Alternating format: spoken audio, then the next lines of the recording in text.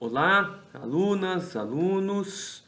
Iniciamos hoje nossos encontros teóricos da disciplina e, para isso, vamos começar do básico.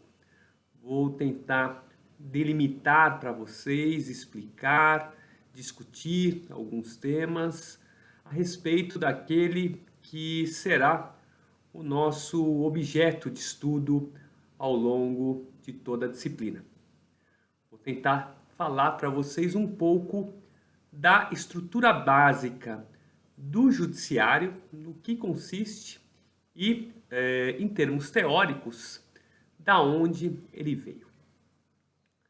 Ora, para a gente falar em judiciário, temos que falar na função jurisdicional do Estado. Aquele, por assim dizer, poder do Estado que deve julgar os conflitos entre os cidadãos, entre cidadãs e poder público, ou entre conflitos envolvendo a legalidade de determinados atos normativos, a constitucionalidade de determinadas leis. É isso o que faz o judiciário, como de forma até mesmo intuitiva podemos concluir. Mas, aparentemente, quando a gente fala em atuação do Poder Judiciário, falamos, especialmente no Brasil, falamos em judiciários, no plural. Isso em termos práticos. Que judiciário? Judiciário da Justiça Militar, da Justiça Eleitoral, da Justiça do Trabalho, esses três ramos das chamadas justiças especializadas, da Justiça Federal, das justiças estaduais ou do Distrito Federal. E de que instância temos que falar do judiciário?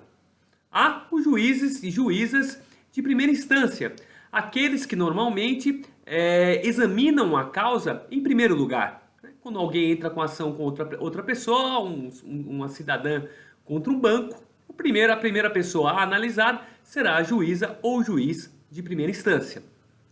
Mas também há os juízes ou juízas, que são chamados desembargadores, de segunda instância. Na Justiça dos Estados, ou aqueles membros dos tribunais de justiça.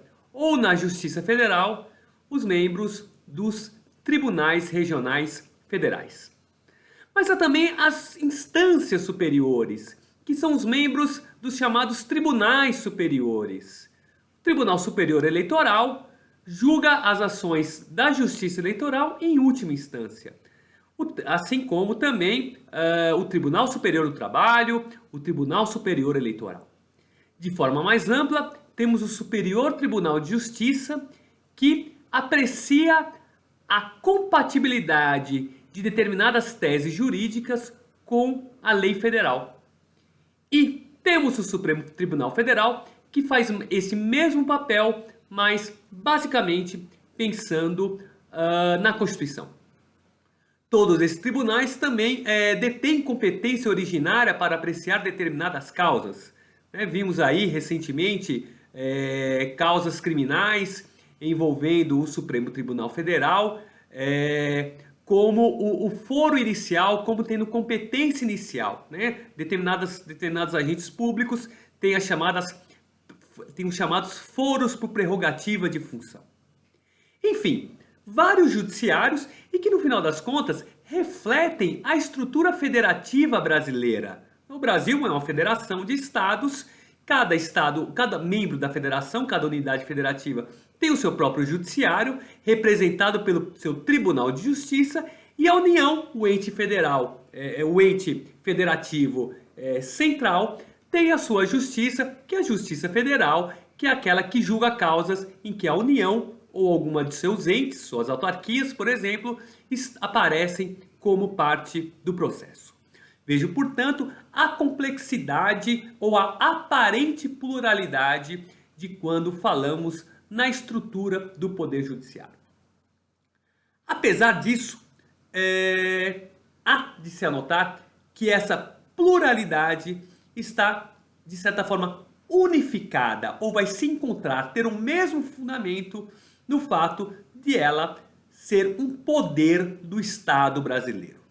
Aí sim, falamos da estrutura, de uma estrutura da separação de poderes no Brasil.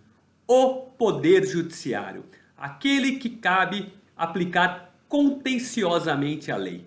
O executivo aplica a lei nas suas políticas públicas. O judiciário aplica a lei, lei, quando eu falo no sentido mais amplo do termo, inclusive a Constituição, de forma contenciosa, é o judiciário, contrastando com o poder legislativo, que é aquele poder que elabora, em regra, as normas gerais abstratas.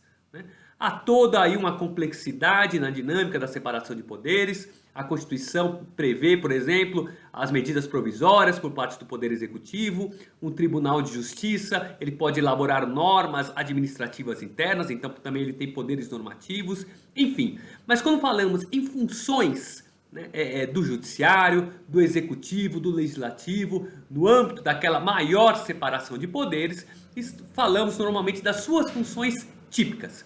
E a função típica do Judiciário, como eu disse, é aplicar contenciosamente a lei, julgar os conflitos entre as partes, julgar conflitos quando se discute a constitucionalidade de uma lei, ou quando se discute a juridicidade de um ato administrativo normativo, ou seja, a administração pública, como vocês sabem muito bem, expede atos, expede portarias, expede normas, e que tem que se subordinar como tal, porque afinal de contas estamos no Estado de Direito, à legislação em vigor.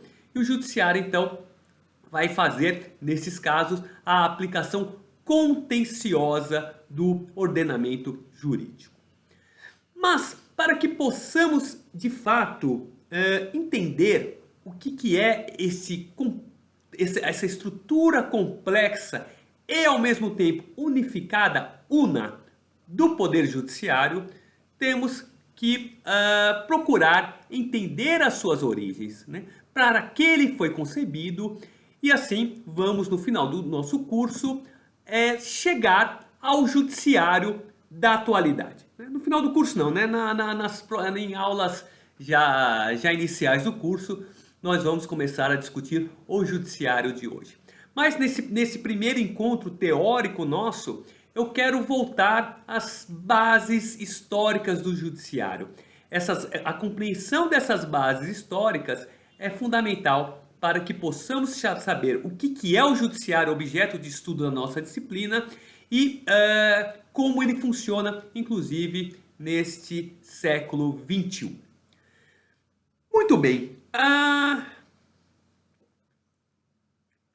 Para entender o judiciário, temos que voltar à Inglaterra de 1215, num contexto em que o monarca queria se fortalecer, naqueles tempos da Idade Média, ele queria unificar o direito estatal, se fortalecendo, e havia os barões que não queriam este fortalecimento e que, no final das contas, conseguiram a elaboração de um dos marcos do Estado de Direito, ou seja, aquele Estado em que todos e todas se submetem ao ordenamento jurídico em vigor, inclusive os agentes públicos, inclusive o Estado.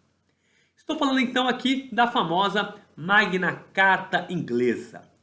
Ela não foi apenas um marco inicial para o Estado de Direito.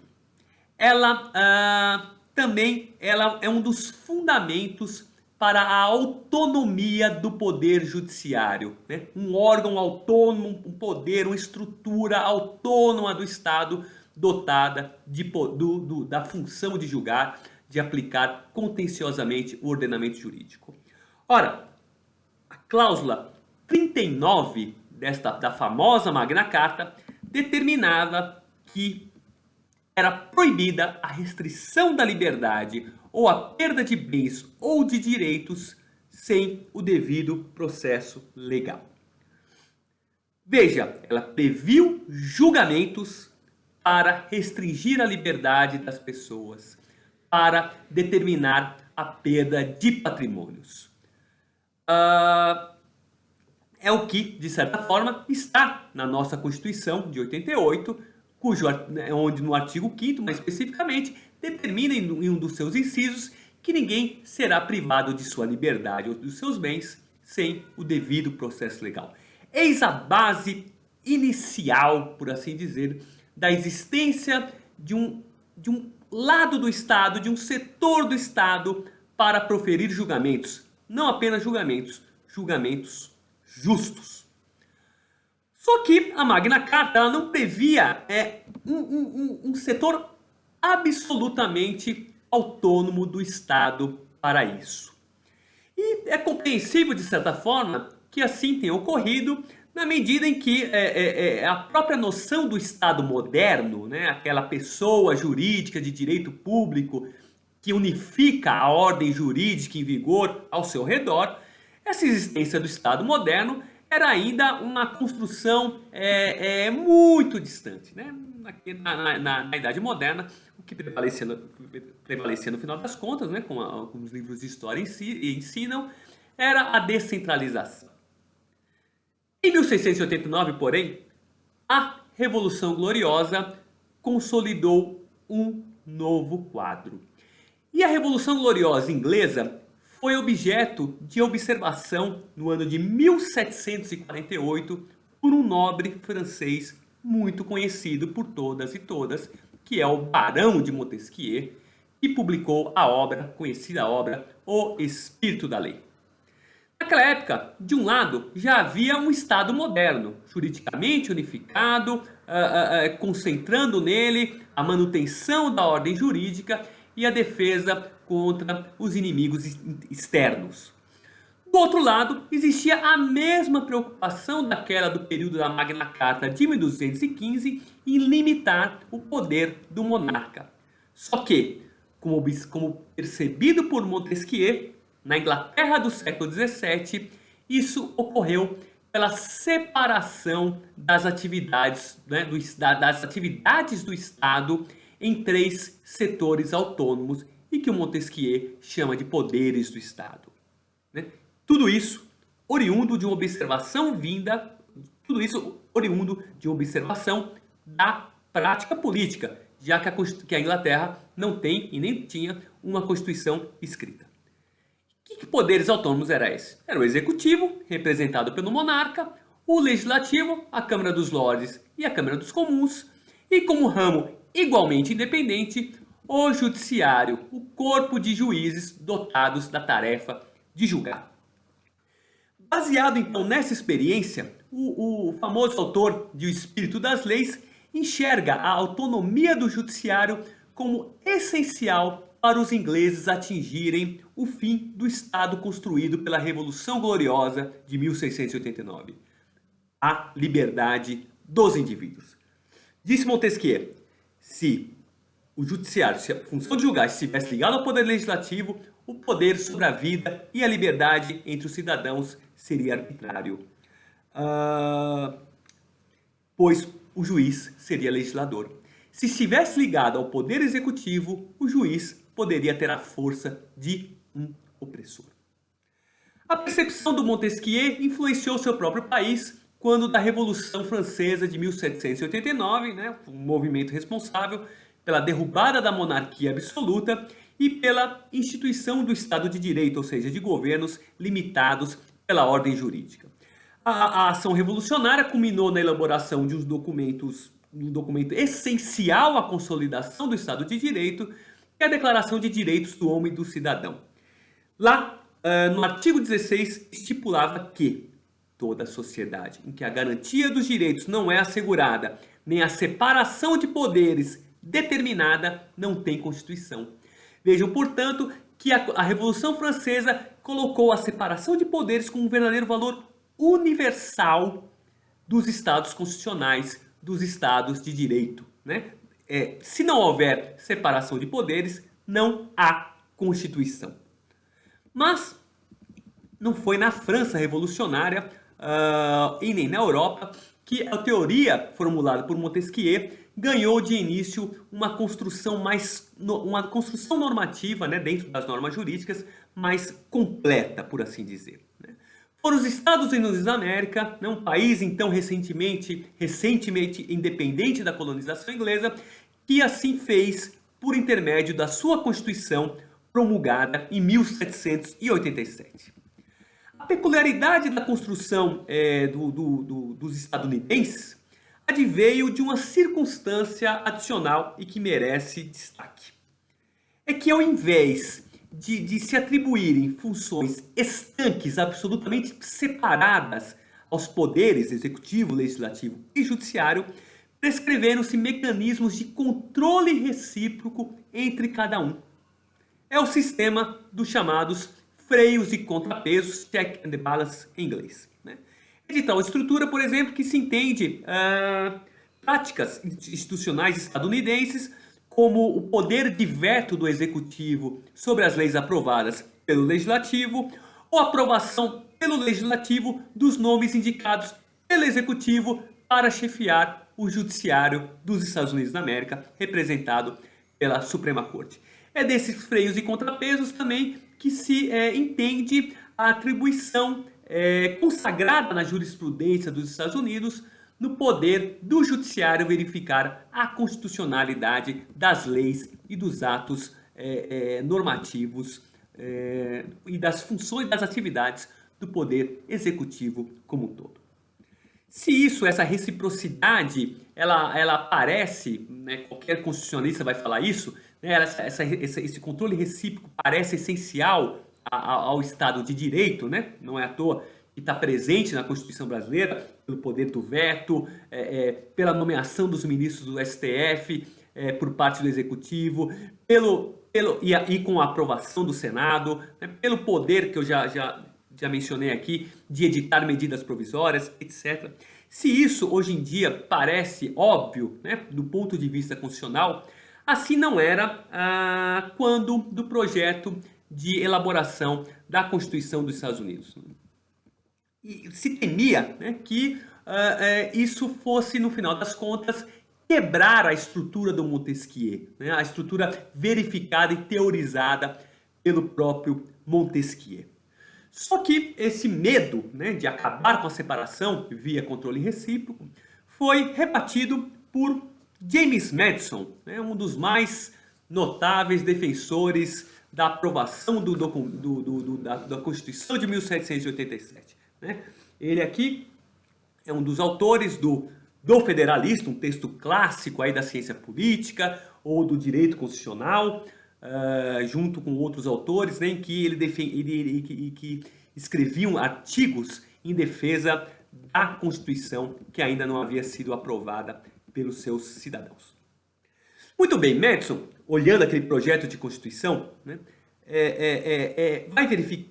verifica que quando Montesquieu sustenta a divisão de poderes em executivo, legislativo e judiciário, ele não descartou o estabelecimento de estruturas de controle recíproco entre eles.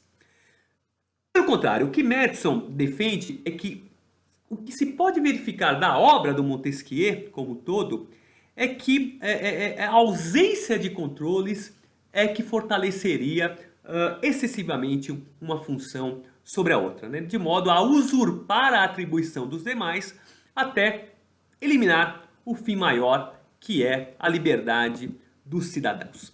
O que dizia, né, James Madison em um dos artigos do Federalista. Dizia ele, onde todo o poder de um departamento, né, uma tradução livre minha, é exercido pelas mesmas mãos que possuem todo o poder de outro departamento, ou poder do Estado, os princípios fundamentais de uma Constituição livre são subvertidos. Vejam aí, com essas observações, com esse check and balance, uma das bases aí de uma relevância do poder judiciário, né? Um poder controlando o outro, dando ao judiciário esse poder de controle. Mas será que isso era o suficiente para termos um judiciário relevante, objeto de discussões nossas a respeito de formas de governança dialógica com a sociedade, né? Uma defesa aí de uma justiça aberta, uma defesa de reformas ao sistema judicial como um todo, como faz Fábio Conder Comparato no texto que eu indiquei para essa aula como leitura complementar? Será que isso era o suficiente, essa base teórica do Madison, do Montesquieu? É isso aí, essa é a questão que vamos deixar para as próximas aulas e que convido para começarmos a refletir.